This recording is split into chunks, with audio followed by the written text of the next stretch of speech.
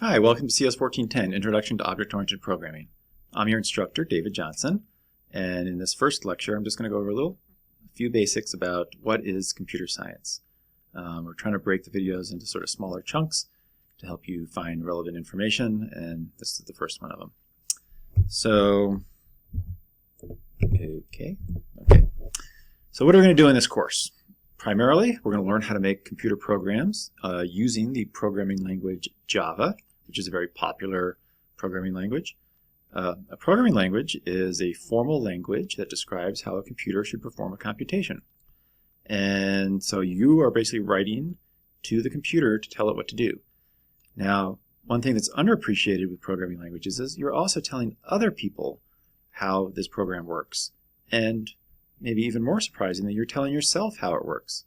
So one thing you'll find as you write programs is that you need to go back to them and review what happened, share them with other people, work with other people. And so programming languages are designed not only to be clear to computers how a task should be performed, but also to provide insight into other people reading your code into what's going on. And I would just want you to keep that in mind as you write the program.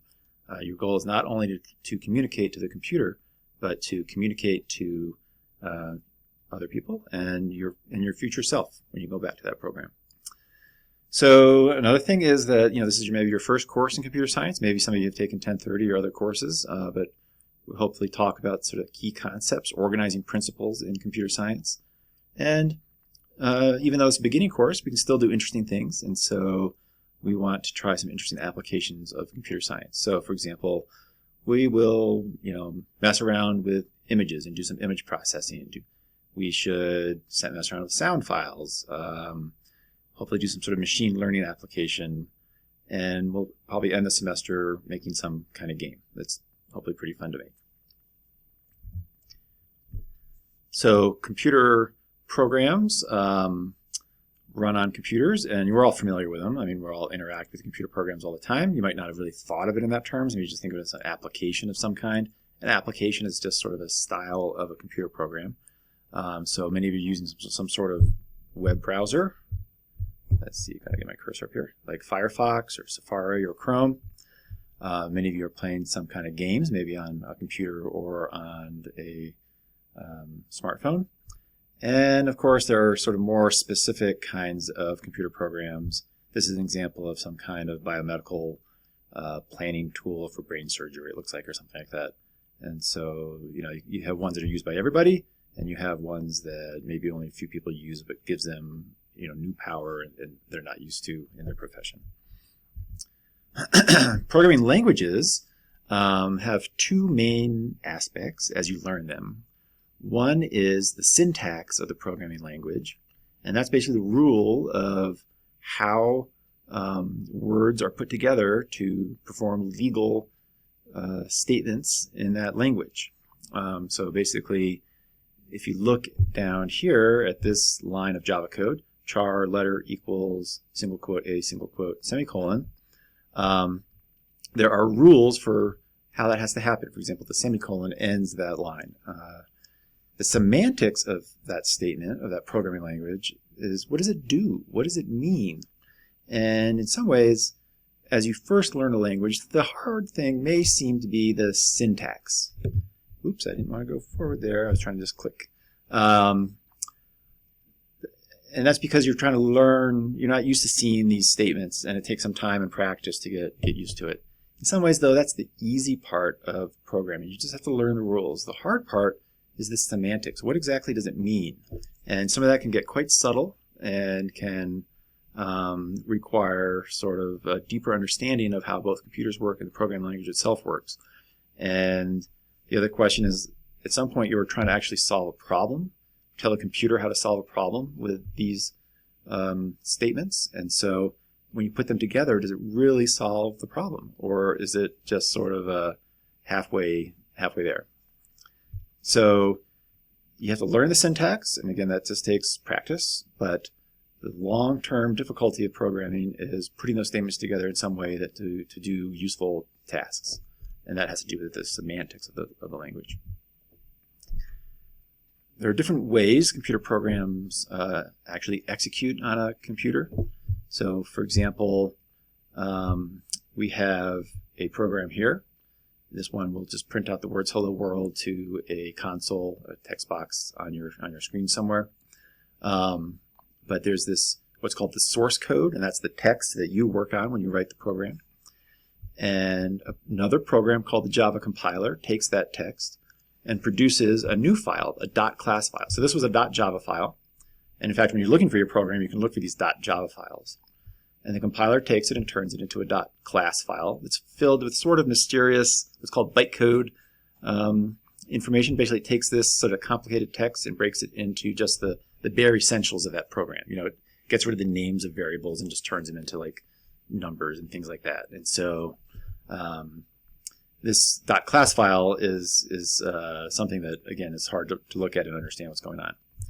Then you take that class file and it runs on what's called the Java virtual machine. The Java virtual machine is basically an abstraction layer that says, hey, I want to be able to run this program on any computer.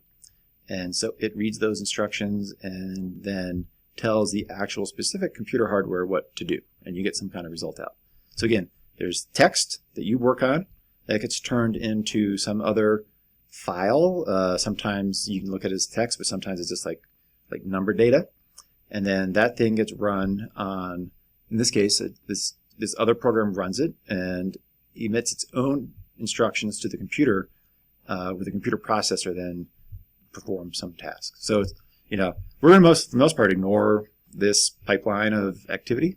But there's a lot going on when you write a program, and part of being in the computer science degree program is to learn all these different steps and sort of how they work and what's efficient about them.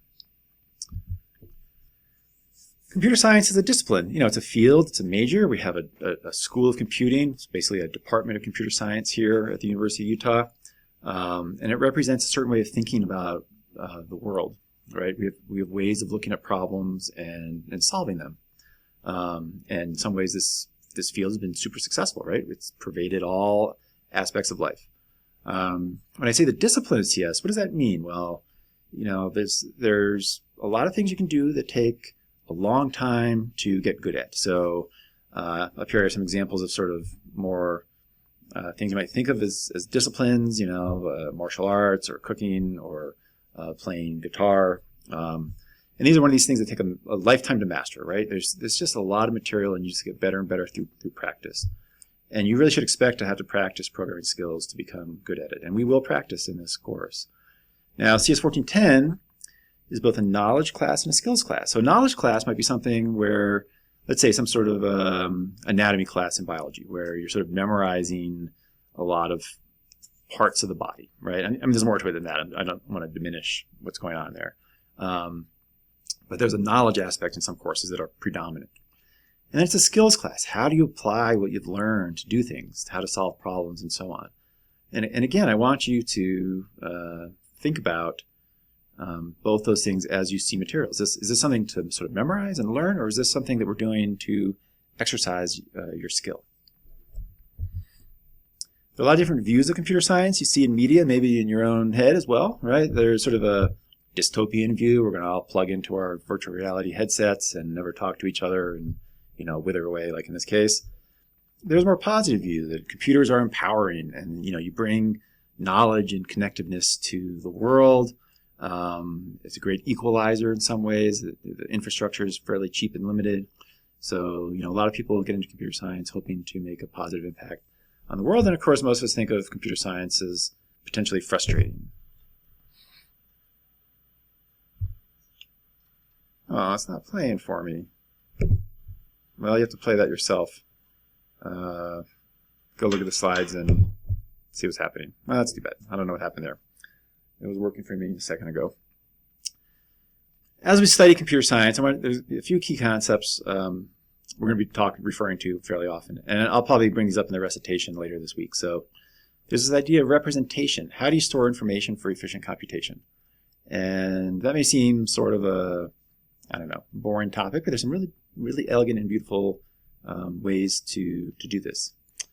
There's the idea of abstraction, where you selectively ignore details. So, for example, when you drive a car, you turn it on, you steer the wheel, you push a pedal. You're not really thinking about everything that's going on in the car. And that allows us to be effective driving a car.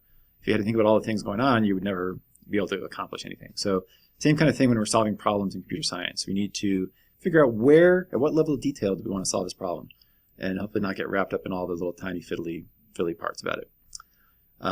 As we develop programs, we're going to be working with algorithms. Algorithms are unambiguous step-by-step descriptions of how to perform a task. And in some ways, you have to translate how you're thinking about solving a problem. Oh, I'm going to go wash the dishes or something, into something much more precise. And that's a difficult thing. We're not used to having to think at that level of detail. So just keep that in mind.